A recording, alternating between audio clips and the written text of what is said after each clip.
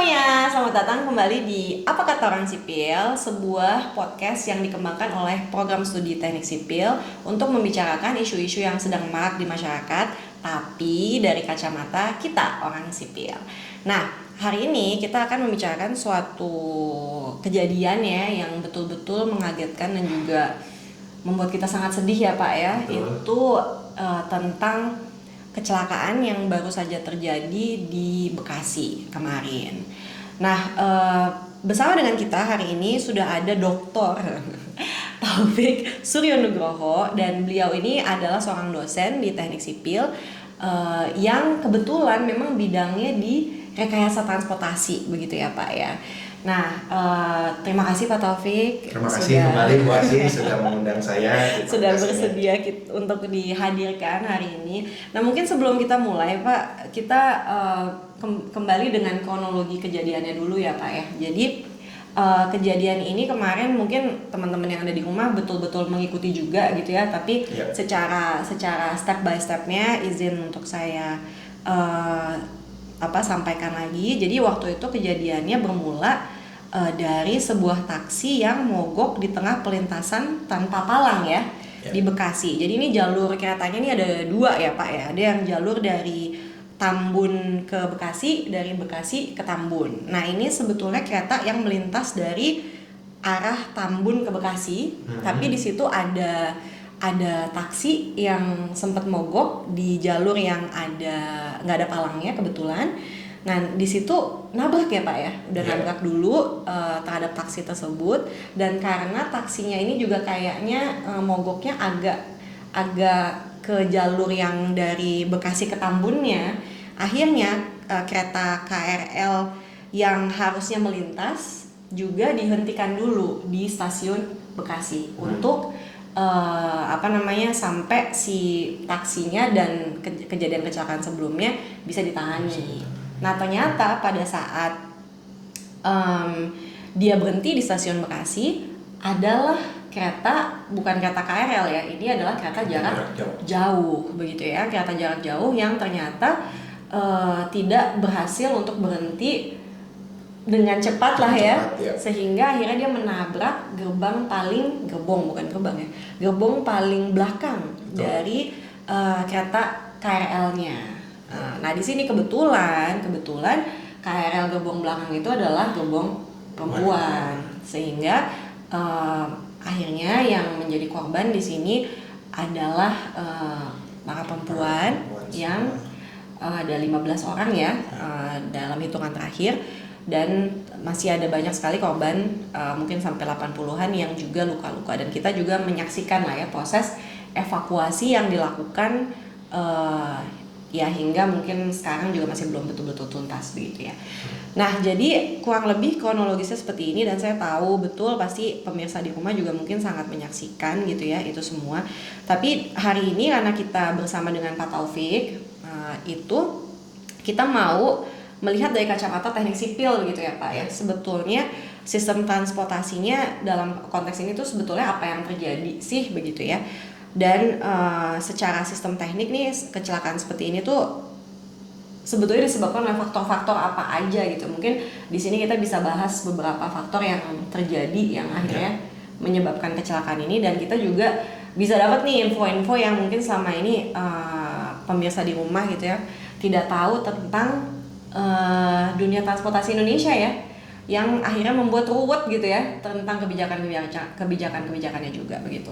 Nah, silakan Pak Taufik, mungkin pertanyaan saya yang pertama ya. Jadi sebetulnya emang ada apa aja sih faktor-faktor yang bekerja gitu Pak dalam kecelakaan ini? Ya, terima kasih Bu Asi. Pertama-tama mungkin saya juga mengucapkan berbela-sungkawa ya terhadap seluruh korban dan keluarganya, dan semoga ini bisa menjadi pembelajaran ke depan yang bagi kita semua insan transportasi, bahwa ketika kita merancang atau mengoperasikan suatu moda transportasi, hal yang paling utama itu adalah keselamatan para penumpang dan seluruh awak sistem yang bekerja dalam sistem transportasi tersebut. Nah, kalau berbicara terkait sistem perkereta apian ya di Indonesia, itu memang agak kompleks Bu Asia. Jadi apalagi kalau misalnya kita berbicara terkait dengan perkereta apian di daerah padat seperti di Jabodetabek. Nah, di mana kalau menurut saya minimal ada 2 aspek ya yang kita pelajari misalnya di teknik sipil ini terkait kecelakaan tersebut gitu ya. Yang pertama itu adalah terkait infrastrukturnya, yaitu kita bisa bicara dari 2 hal juga. Pertama dari kapasitas jalan relnya. Tadi Bu Asih sudah menyebutkan bahwa di sana itu dia double track begitu ya. Tapi dia memang double track yang sifatnya agak khusus sih Bu. Beda dengan double track misalnya arah Bogor sampai kota. Bedanya apa? Bedanya double track KRL yang ke arah timur, ke arah Bekasi Cikarang itu dia masih bercampur dengan kereta api jarak jauh. Nanti kita akan bicara lebih jauh ya soal bedanya apa sih kereta api perkotaan dengan kereta api jarak jauh. Nah, yang kedua itu terkait infrastruktur itu adalah perlintasan sebidang. Nah, ini yang kemarin juga langsung ditanggapi, mungkin kalau Bapak Ibu pemirsa juga kemarin ikut beritanya, ditanggapi oleh Presiden kita langsung ya dengan membuat pernyataan bahwa tidak boleh lagi ada perlintasan sebidang. Betul. Gitu. Nah, aspek terakhir itu nanti selain aspek infrastruktur tuh aspek teknologinya, yaitu persinyalan. Nah, ini juga nanti akan ada hubungannya. Bedanya apa sih antara perkereta apian perkotaan dengan perkereta apian jarak jauh? Iya, itu saya juga nggak pernah ngerti ya. Jadi tadi mungkin sebagai side note sedikit ya, mungkin di pemirsa di rumah belum tentu tahu double tracker ya tadi. Jadi maksudnya double tracker tuh jalurnya ada 2 gitu ya pemirsa, yang mana yang satu tuh arah A ke B, yang satunya lagi dari B ke A gitu ya. Intinya apa? Jadi nggak ada tuh yang ketemunya tuh ketemu adu jotos ya, adu banteng gitu, supaya masing-masing dari A ke B dan B ke C itu jalurnya beda. Jadi pasti beginilah gitu ya. Nah, tapi tadi Pak Taufik bilang ini yang ternyata adalah double tracker udah nih ya. Jadi jalurnya udah pasti semuanya satu arah gitu lah ya. Si jalur A ke B pasti satu arah, dari B ke A pasti satu arah, tapi masih sharing antara jenis-jenis kereta yang berbeda-beda gitu ya Pak ya. Gitu ya. Jadi cuma ngasih side note sedikit ya. Nah, jadi berarti tadi isunya ada isu infrastruktur dan juga ada isu dari teknologi ya Pak. Nah, kita mungkin mulai dari isu ini dulu kali ya Pak ya, isu infrastruktur dulu. Mungkin yang paling juga jadi polemik gitu di masyarakat soal yang tadi istilahnya pelintasan sebidang ya. Pelintasan sebidang tuh maksudnya kalau melintas tuh di bidang yang sama. Teman-teman di rumah. Maaf ya ini, siapa tahu nggak tahu kan. Jadi maksudnya kalau misalnya keretanya lewat kan biasanya kita nunggu kan ya, kita nunggu sampai nanti si palangnya naik atau palangnya turun. Nah, itu tuh namanya pelintasan sebidang. Kebetulan nih kalau misalnya teman-teman pernah nih jalan-jalan ke luar negeri, kan orang-orang seneng banget tuh sekarang pergi main ke Jepang gitu ya. Itu kalau teman-teman perhatikan, kita jarang banget itu nungguin kereta lewat gitu. Kenapa? Karena nggak ada perlintasan sebidang itu. Jadi biasanya ada jembatan bisa lewat di atasnya, atau bisa juga lewat di bawahnya, sehingga itu tidak ada tuh namanya pelintasan sebidang itu. Jadi nggak saling nunggu begitu ya. Itu ya. Jadi kalau untuk pelintasan sebidang ini Pak, emang gimana sih resikonya kalau misalnya ada pelintasan sebidang ini? Terus kan selama ini kan kita pakai palang, jadi saya pasti kebayang itu lebih murah juga kali ya Pak ya. Lebih murah gitu. Tapi apa sih yang jadi pertimbangan gitu pas saat kita masih boleh pakai lintasan sebidang, sama kalau misalnya nanti kita udah harus memikirkan solusi-solusi yang lebih kayak tadi bikin jembatan di atasnya atau underpass gitu. Pertimbangannya apa aja sih Pak? Ya, jadi kenapa perlintasan sebidang ini menjadi titik kritis ya dalam pengoperasian kereta api di Indonesia? Karena memang risiko kecelakaan terbesar terjadi juga di perlintasan sebidang. Oh gitu ya. Risiko terbesar itu terjadi di perlintasan sebidang. Betul, karena dia melibatkan perkereta apian dengan moda lain ya, atau dengan entitas lain, baik itu kendaraan maupun perlintasan sebidang itu bukan hanya kendaraan, Bapak Ibu. Orang juga ya. Orang juga bisa yang nyebrang kereta api begitu kan ya, menyeberang rel kereta api. Nah, permasalahannya adalah memang Indonesia ini kan membangun infrastruktur perkereta apiannya kan bahkan sebelum kita merdeka gitu ya. Biasa ya. Jadi dari tahun 1980 nah, 1800-an udah ada kereta tuh udah ada dulu. 1800-an dari dulu sekali. Nah, kita bayangkan hampir selama 100 tahun lebih gitu ya, bahkan sekarang mungkin 200 tahun lebih gitu ya. Hampir, infrastruktur kereta ini sudah berada gitu ya, dan makin berkembang. Makanya perlintasan sebidang sebenarnya nggak apa-apa selama volume dari kereta tersebut itu tidak banyak gitu ya, atau kalau bahasa teknisnya tuh kita bilang headway-nya. Headway antar kereta apiannya. Tapi perlintasan sebidang ini akan menjadi masalah ketika kita mau atau sistem kereta apiannya itu headway-nya sudah sangat tinggi, sehingga sebenarnya nggak masuk akal juga menggunakan perlintasan sebidang. Teman-teman bayangkan misalnya headway kita ingin mencapai headway 5 menit sekali kereta datang, berarti per 5 menit sekali itu si palang akan tertutup kan, kira-kira gitu ya.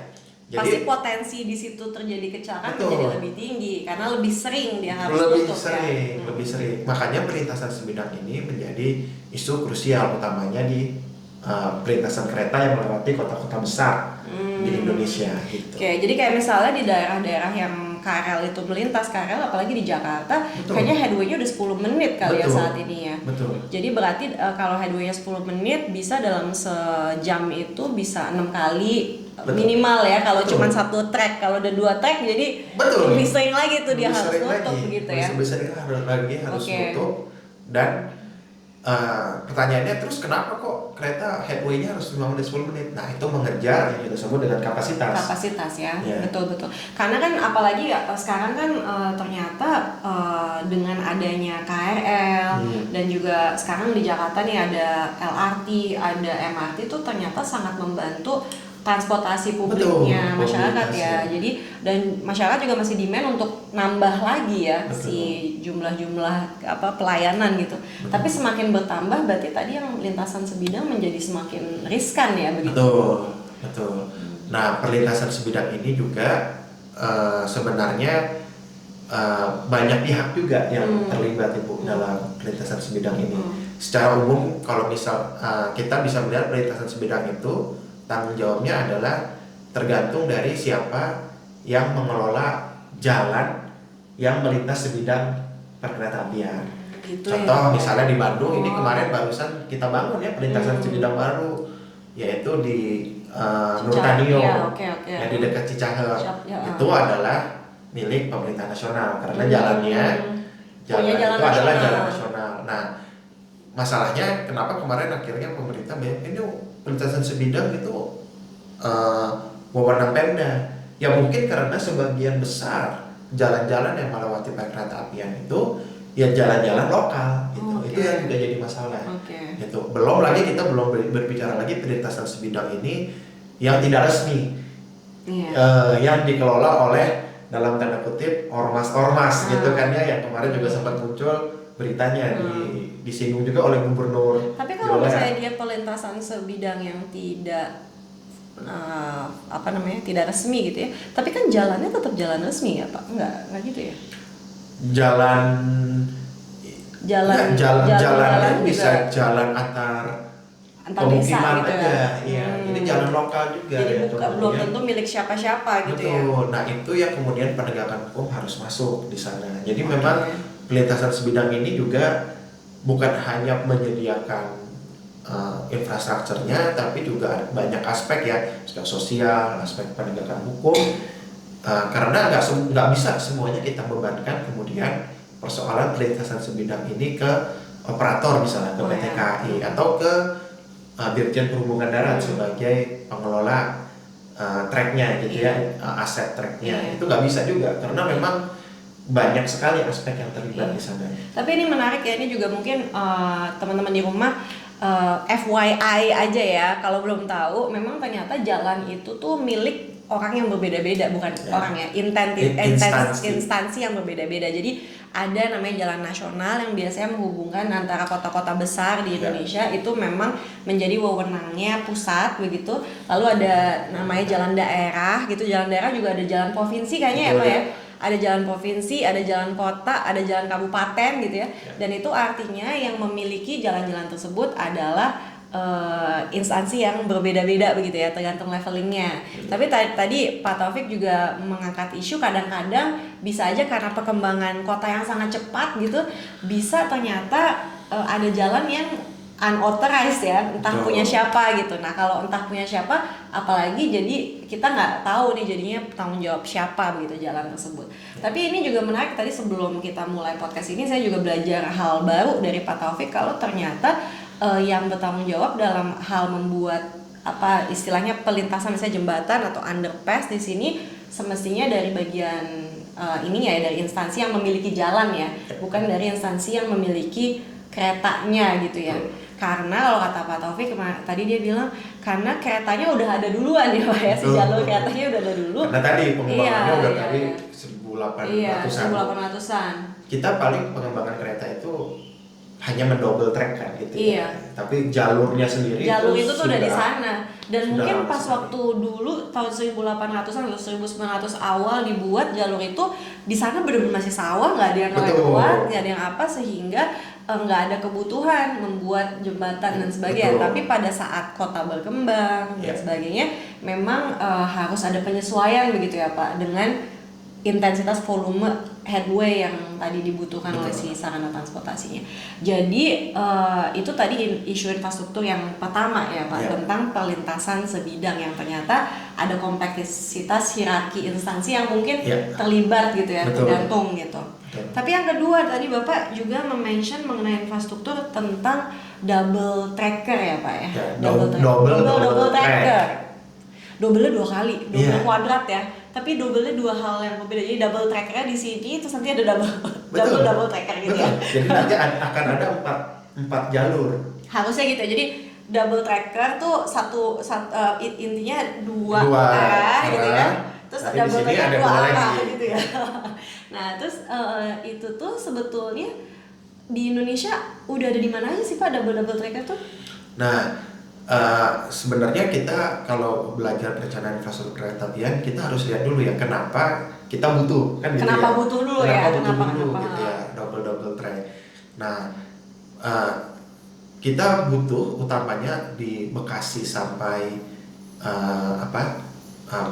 tengah kota Jakarta gitu ya. Sampai saat ini perencanaannya sampai Manggarai ya. Double track itu dari Cikarang sampai Manggarai. Kenapa itu dibutuhkan? Karena ada 2 entitas kereta yang berbeda. Jadi kalau teman-teman tahu ada 2 dalam tanda kutip operator ya, walaupun dua-duanya di bawah KAI, yaitu ada komuter line yang sampai sekarang ini komuter line itu sampai Bekasi ya. Oke, ya. Ya, dan kemudian ada kereta api jarak jauh. Yang kalau teman-teman misalnya dari arah Bandung gitu ya atau dari Jawa Tengah menuju Jakarta itu stasiun Jatinegara, stasiun Gambir itu masih menjadi tujuan utamanya begitu kan ya. Nah, masalahnya kedua sistem perkereta apian ini itu punya teknologi persinyalan yang berbeda. Kenapa berbeda? Kenapa tuh? Karena untuk komuter lain dia membutuhkan teknologi persinyalan yang lebih tinggi, lebih canggih. Karena dia tadi headway-nya lebih rendah. Karena headway-nya, exactly. Karena headway-nya lebih rendah. Oh. Gitu.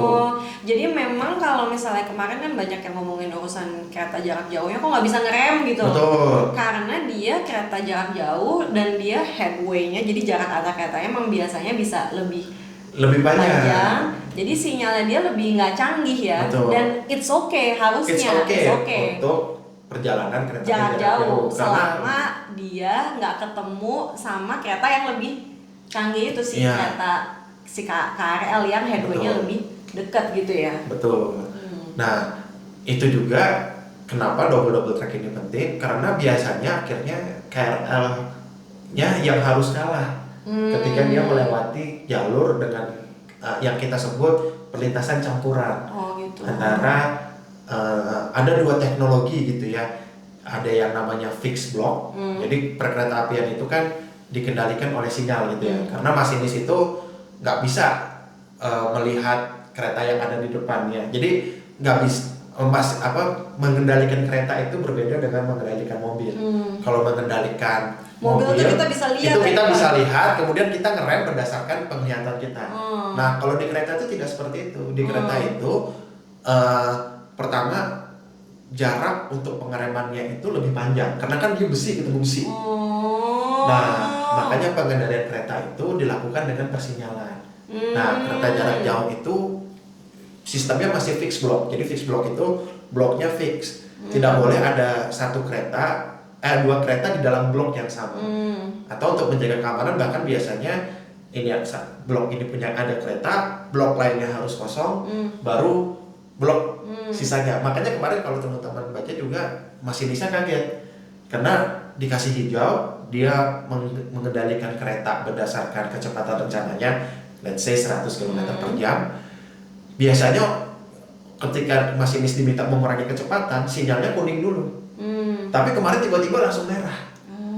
Jadi memang terlambat. Jadi bukan berarti masinisnya itu, kalau yang saya baca berdasarkan kronologinya yang ada di berita, bukan berarti masinisnya tidak berusaha untuk kemudian menurunkan laju keretanya, tapi karena sinyal yang datangnya terlambat gitu ya.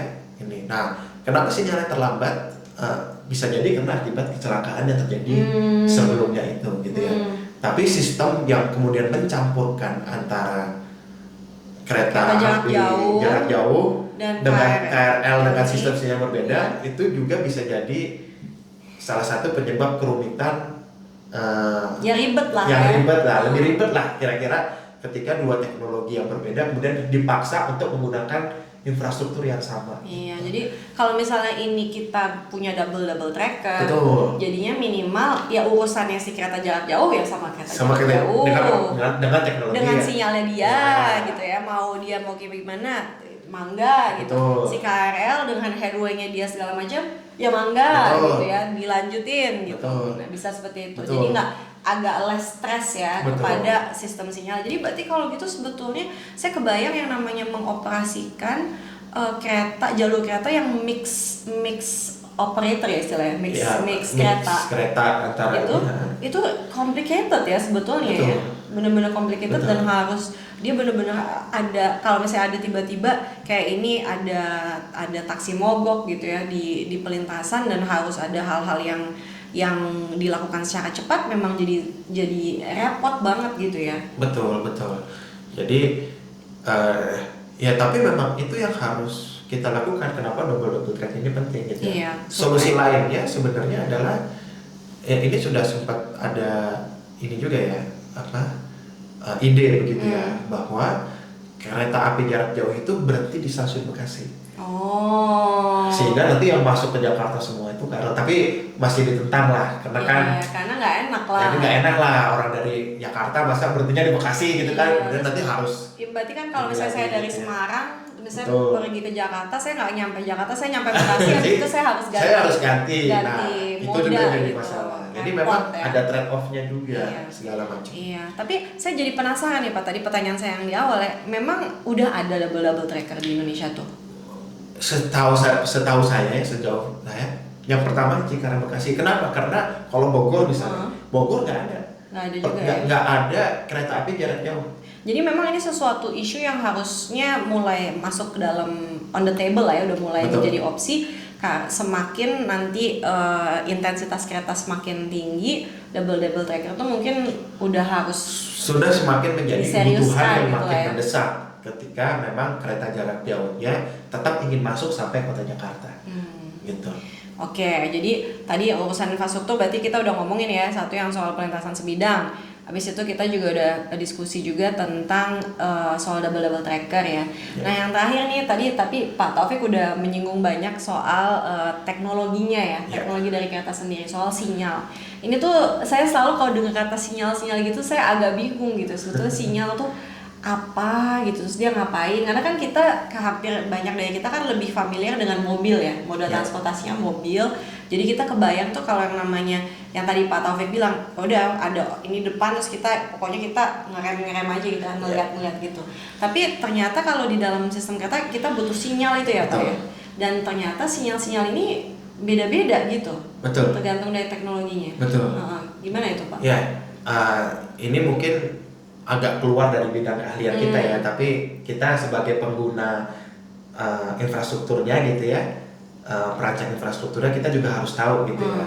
Tadi sebelum podcast juga saya cerita dengan Bu Asi bahwa perkereta apian ini sebenarnya adalah salah satu bidang yang sangat multidisiplin ya.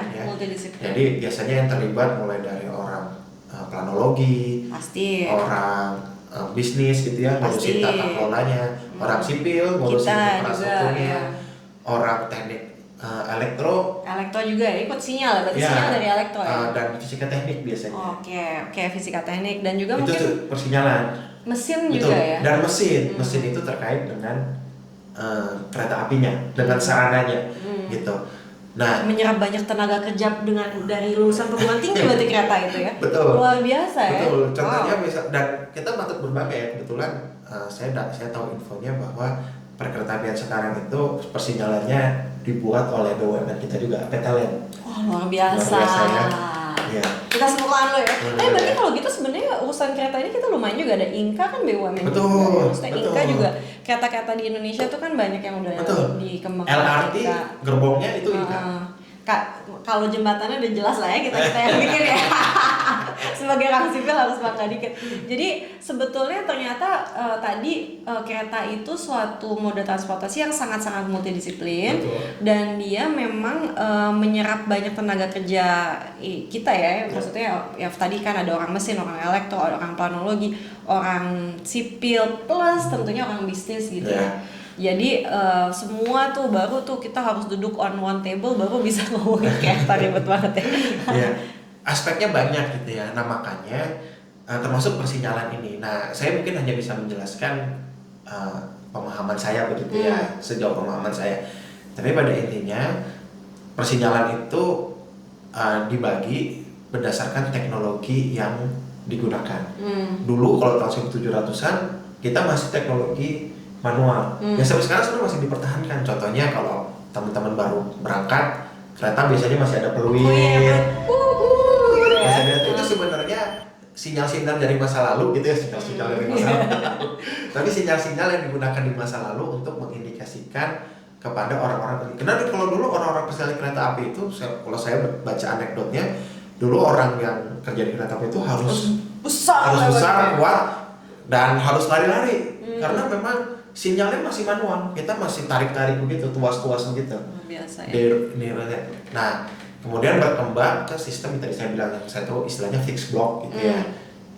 Itu yang sudah elektrik tapi fix gitu ya. Nah, permasalahannya tadi kalau fix itu blok-blok itu sudah ditentukan sebelumnya, sehingga satu kereta itu hanya boleh dalam satu blok hanya boleh ada satu kereta. Jadi tidak boleh ada dua kereta beroperasi dalam simple satu. Ya sebenarnya. Sebenarnya. Kebayang ini berarti teknologinya murah juga ya kayak gini. Lebih sederhana murah, ya. Dan itu masih dipakai di perkereta apian jarak jauh masih kayak gitu. Nah tapi kelemahannya adalah teman-teman bayangkan headway-nya jadi nggak bisa rapat karena untuk menjaga keamanan tadi karena bloknya fix. Nah kemudian teknologi yang dipakai untuk meningkatkan keamanannya, meningkatkan headway-nya itu yang kita sebut dengan continuous block. Jadi bloknya itu bisa bergerak sejalan dengan pergerakan kereta, gitu. Yang kita sebut dengan bloknya itu idenya tetap sama bahwa satu blok itu hanya boleh digunakan oleh satu kereta. Ya. Tapi yang ini bloknya bisa digeser-geser, sehingga dengan ya ini mungkin nanti teman-teman di fisika teknik ya yang lebih bisa, atau di elektro yang lebih ngerti teknologi seperti apa, sehingga bisa dibilang perjalanannya nanti cukup aman gitu ya. Bahkan teknologi yang lebih tinggi lagi juga ada. Contohnya misalnya yang dipakai di MRT. MRT itu kan sudah semi automated. Jadi masinis itu tidak mengendalikan kecepatan. Jadi kecepatan itu dikendalikan oleh GPS, sensor-sensor yang ada di kereta gitu ya. Karena kereta ini kan juga dia sistem tertutup ya. Dia punya derajat kebebasan yang lebih sedikit dibandingkan mobil, sehingga daya kapasitas dan bagaimana kereta ini bergerak benar-benar ditentukan oleh teknologi persinyalannya. Ya, dan ini tuh berarti teknologi saya nggak kebayang ya kalau kita mobil gitu ya, anggaplah saya mau supaya mobil saya ini lebih canggih gitu ya, udah kan saya investasi di mobil saya gitu. Tapi kalau kita ngomongin investasi di sinyal tuh sebetulnya kita nggak ngomongin investasi one car gitu ya, tapi kita kayak harus mikirinnya tuh satu sistem besar. Atau gimana sih Pak sebetulnya? Betul. Jadi makanya salah satu kenapa KAI misalnya ya masih relevan untuk mengganti sinyalnya ke teknologi Berarti yang semua yang lain harus diganti karena juga ya? iya, dan persinyalan ini bukan hanya sistem sinyalan ada di infrastruktur relnya, tapi juga di gerbongnya. Oh, jadi beda sama kalau saya mau betulin mobil saya, yang penting mobil saya yang saya betulin. Betul. Gitu ya. Tapi kalau kita ngomongin sinyal kereta, itu jalurnya juga mungkin ada yang diperbaiki di dalam jalurnya ada teknologi yang harus diperbaiki. Di stasiunnya juga ada yang diperbaiki. Di keretanya juga harus ada yang diinvestasikan. Jadi banyak ya investasinya. Betul. Itu, dan kalau misalnya anggaplah tadi di dalam suatu track yang dia masih mix gitu, mix antara kereta jarak jauh sama kereta KRL, berarti kalau misalnya saya operatornya adalah KRL-nya gitu, saya cuma punya wewenang untuk sinyal bagian saya doang gitu ya. Betul. Belum tentu si kereta jarak jauhnya beda lagi, sinyalnya juga beda lagi gitu ya. Nah, jadi, itu urgensinya kenapa juga jadi ada double track. Iya ya, karena betul dengan ya. sistem persinyalan yang berbeda. Karena sinyalnya itu jadi berarti milik suatu sistem dari instansinya dia, tergantung operator tadi ya. Kita sempat bicara tadi sebelum ini bahwa ternyata kita punya operator sekarang kereta ada 4 ya Pak ya. Minimal yang saya tahu 4 ya. LRT Jabodetabek, LRT Jakarta yang oleh Japro ya. Kemudian MRT, sama kereta api Indonesia. Termasuk yang kereta api Indonesia ini kan ada anak perusahaannya Komuter Line. Jadi Komuter Line itu adalah anak perusahaan dari kereta api Indonesia. Jadi ini sebetulnya urusan sinyal-sinyal ini juga nggak semudah itu ternyata ya, untuk menggantinya kayak bisa kayak kita ganti ban mobil gitu, enggak gitu ya, atau ganti rem mobil gitu. Ternyata karena lebih nyambung karena kemarin. Karena investasinya besar juga. Begitu ada satu sistem yang diganti, maka yang lain juga harus ngikutin operator-operator yang lain. Enggak, kalau KAI kan memang dia nah uniknya memang di 4 operator ini dia punya jalur datanya masing-masing. Oh biasa, oh gitu ya? Iya, jadi MRT kan punya jalur datanya. Iya benar sih, benar. LRT Jakarta punya jalur kereta sendiri, LRT Jabodetabek punya jalur keretanya sendiri. Iya. Berarti yang sebenarnya sekarang dia mix line itu cuman di KAI dan KRL ya. Ya, dan Komuter Line. Tapi memang kebetulan satu entitas KAI di bawahnya operator yang sama ya. Operator yang sama. Tapi bisa jadi misalnya suatu ketika ada yang bersedia membangun bisnis sebagai operator Komuter Line, itu sudah dibolehkan. Oh gitu ya? Iya, tapi dia berarti harus ngikutin sistem persinyalan yang ada sekarang. Oke. Jadi kalau gitu sekarang tadi kita udah ngebahas ada beberapa dari sudut pandang orang teknik sipil ya. Kalau ternyata ada masalah kalau saya ngomong masalah kayak gimana gitu. Tapi ada dari perspektif tadi infrastrukturnya, terus ada juga dari perspektif sinyal gitu ya. Berarti sebetulnya kalau orang bisnis zaman sekarang tuh senangnya ngomongnya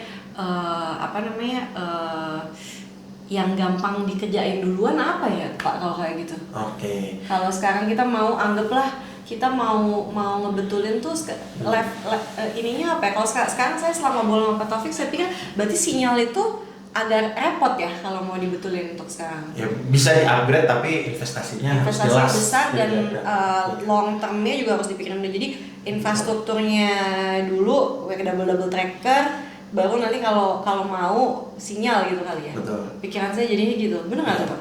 Nah, kalau quick win, saya kira apa yang disebutkan di media belakangan ini tuh sudah on the track gitu ya. Iya, jadi yang pelintasan sebidang ya. Pertama mungkin pelintasan sebidang, karena kan kalau sesuai dengan kronologi yang disebut Bu Asi tadi, kecelakaan ini tuh bermula dari adanya yang mogok ya di perlintasan sebidang. Kemudian ya quick win tapi mungkin memang perlu ketegasan hukum itu terkait dengan sama perlintasan sebidang tapi untuk yang liar gitu ya. sudah coba mulai diatur lah, oh tidak boleh ada segala macam. Sementara yang memang berada di jalan resmi, yang mau nggak mau ya memang kalau Harus kita ada ini ya. pemerintah daerah maupun pemerintah nasional harus mulai berpikir untuk membuat perlintasan tersebut menjadi perlintasan tidak sebidang. Itu kalau di kita sudah tidak ada cara lain gitu ya untuk meningkatkan safety keselamatan. Selama kita satu pikiran bahwa yang tadi Pak Taufik di awal sebutkan bahwa yang paling penting adalah safety-nya. Safety ya, Safety itu paling penting ya.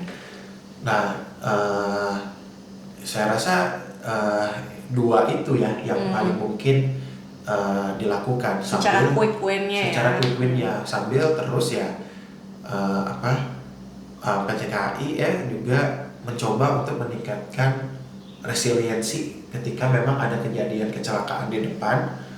Bisa jadi sistem tadi ya antara persinyalan itu bisa dibikin lebih strict gitu misalnya untuk ya, tapi teman-teman juga harus sadar ya ketika kita membuat itu lebih strict, yang terjadi bisa jadi nanti adalah jadwal kereta api kita jadi tidak sesering seperti biasanya gitu kan. Jadi ya itu sesuatu yang harus di trade off gitu ya, selama belum double tracker. Betul. Jadi memang kalau gitu pelintasan sebidangnya harus dikurangi tadi dengan cara-cara Pak Taufik. Kalau memang kita masih punya intensi untuk mengembangkan public transport ya, kereta dan sebagainya, harus dipikirkan dengan baik untuk investasi di double tracker begitu ya. Ya itu jangka menengah sampai jangka panjangnya gitu kan, karena yang namanya investasi infrastruktur ya, tapi mudah-mudahan dengan kejadian ini menjadi dipercepat lagi gitu ya, bahwa memang sudah sangat urgent sekali. Tapi saya jadi ingat tadi pas sebelum kita ketemu ini Pak Taufik sempat cerita sebetulnya kita tuh pernah ada kejadian bencana yang juga luar biasa di tahun 1980 ya Pak ya. 1987 ya, yang mana itu ada keretanya tuh adu kereta ya, benar-benar clash dan yang meninggal sampai ratusan ya Pak di situ. Nah, tapi yang menarik dari ceritanya Pak Taufik, ternyata setelah itu ada introspeksi ya Pak ya, begitu. Nah, itu kalau kita merujuk ke situ, namanya teman-teman bisa cari di Google itu kasus kecelakaan kereta api di Bintaro. Jadi sama, posisinya juga di Jabodetabek. Tapi masalahnya waktu itu kejadian, kenapa bisa adu banteng? Karena waktu itu kereta apinya masih single track. Jadi masih belum tadi double track, dia masih single track. Jadi akhirnya yang sini kesini bisa ada gitu ya. Bisa ada dan sinyalnya masih manual. Jadi waktu itu ada kesalahan persinyalan. Waktu itu memang yang sangat introspeksi adalah perkereta apiannya. Gitu. Sampai akhirnya terjadi adalah pengembangan sistem fix block sekarang. Jadi pengembangan sistem fix block yang tadi elektrik udah lebih maju. Itu ada triggernya. Yang mana akhirnya setelah itu ada introspeksi dan menjadi seperti yang sekarang kita punya. Plus lagi habis itu kita jadi double tracker juga ya Pak ya? Ya, dan setelah itu sekarang semua kereta di Jabodetabek sudah double track. Walaupun mungkin banyak juga keterbatasan. Contohnya misalnya kalau kita ke Bandung ya, naik kereta api Argo Parayangan itu masih banyak ya. Single track kan? Ya karena memang double track itu nggak murah. Tapi untuk kereta api yang perkotaan ya, yang seperti di daerah Jabodetabek, sekarang teman-teman sudah merasakan kan sudah double track semua. Tapi untuk yang kasus Bekasi ini seperti yang saya sampaikan tadi, emang butuh double track karena adanya dua jenis kereta yang berbeda. Jadi kita di sini sebetulnya mau raise juga kalau sebetulnya dalam sejarah negara kita nih kita juga bisa kok memperbaiki situasi lah ya. Gitu. Jadi sekarang introspeksi setelah kejadian yang luar biasa gitu. Dan berhasil juga kita mendapatkan sistem yang lebih baik minimal dari sejak saat itu, dan tentunya harapannya kedepannya kalau engineer selalu harus optimis gitu ya. Pasti ada solusi teknis yang bisa kita berikan. Kita siap untuk berpikir bahwa pasti kita bisa lebih baik nanti ke depannya untuk teman-teman di rumah juga ya, buat kita semua pengguna. Saya kan juga pengguna KRL, pengguna MRT kereta semua nih saya. Jadi harus optimis ya Pak ya. Nah, mungkin dari Pak Taufik apakah ada final words atau apa yang mau disampaikan ke teman-teman yang menonton? Saya rasa nanti yang nonton ada mahasiswa, ada kalangan umum juga sih. pesan yang saya ingin menambahkan mungkin pesan terakhir tadi Bu Asia itu sangat bagus sekali, karena dalam setiap kejadian, apalagi kejadian yang luar biasa penuh duka begitu, satu langkah untuk kemudian kita bisa bangkit kembali gitu ya, kayak Phoenix gitu ya. Amin. Biar kita bisa bangkit kembali itu adalah satu langkah yang harus menerus kita upayakan gitu ya, kita usahakan. Jadi jangan berhenti ketika udah kita terima status quo gitu ya, tapi apa yang bisa kita usahakan, apa yang kita bisa introspeksikan dari kejadian ini, dan semoga perkeretaapian kita gitu ya lebih baik lagi ke depannya. Amin, amin, amin, amin.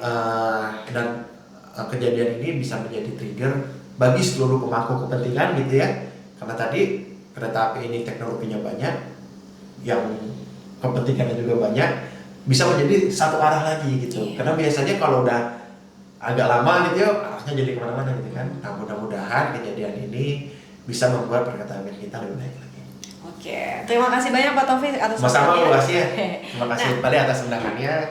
Semoga bermanfaat. Siap. Nah, sekarang jadi berarti ini saya akhiri sesi podcast kita hari ini di Apa Kata Orang Sipil, dan sampai bertemu di sesi selanjutnya di mana kita lagi-lagi membicarakan isu-isu yang banyak di masyarakat tapi dari kacamata kita orang sipil. Terima kasih, sampai jumpa. Bye.